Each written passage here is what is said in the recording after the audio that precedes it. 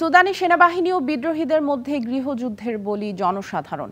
মানবিক সহায়তা আসলেও দেশটির আধা সামরিক বাহিনী র্যাপিড সাপোর্ট ফোর্সেস সেই ত্রাণ সামগ্রী লুট করে নিচ্ছে।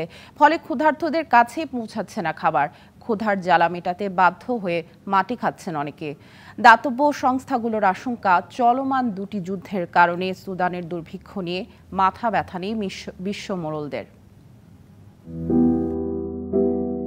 সংঘাত, জাতিগত নিধনে দুর্ভিক্ষের দ্বার প্রান্তে সুদান। এক বছরের গৃহযুদ্ধে বিশ্বের সবচেয়ে বড় মনুষ্যসৃষ্ট খাদ্য সংকট দেখছে দেশটি। ৫ কোটি জনসংখ্যার দেশটিতে তীব্র খাদ্য নিরাপত্তাহীনতায় ভুগছেন প্রায় ২ কোটি বাসিন্দা।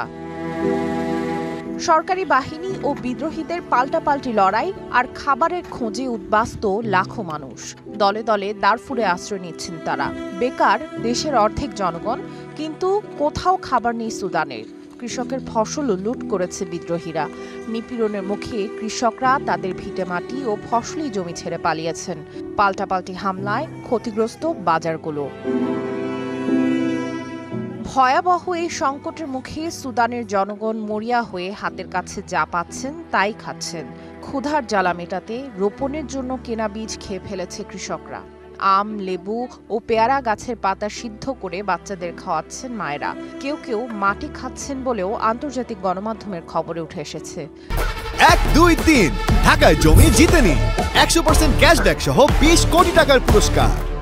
ডক্টরস উইদাউট বর্ডার্স জানাচ্ছে, খাবারের অভাবে প্রতি ২ ঘন্টায় একটি করে শিশুর মৃত্যু হচ্ছে।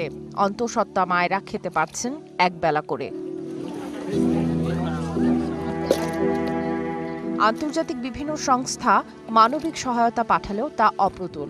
সরকার বাহিনীর অভিযোগ, ক্ষুধা পীড়িতদের কাছে ত্রাণ সামগ্রী যেতে দিচ্ছে না বিদ্রোহীরা। তবে বিদ্রোহী আরএসএফ বাহিনী এই অভিযোগ অস্বীকার করে পাল্টা দুষছে সেনাবাহিনীকেই। সুদান সংকট ক্রমেই মানবিক বিপর্যয়ের দিকে মোড় নিলেও এ নিয়ে মাথা ব্যথা নেই বিশ্ব মোড়লদের। এ পরিস্থিতি থেকে উত্তরণে মিলছে না তহবিল। তারা যেন ব্যস্ত গাজা ও ইউক্রেন যুদ্ধ নিয়ে, যে কারণে সুদানের সংঘাতকে ভুলে যাওয়া যুদ্ধ আখ্যা দিয়েছে আন্তর্জাতিক বিভিন্ন সংগঠন। সামিয়া জান্নাহ, ডিবিসি নিউজ ডেস্ক।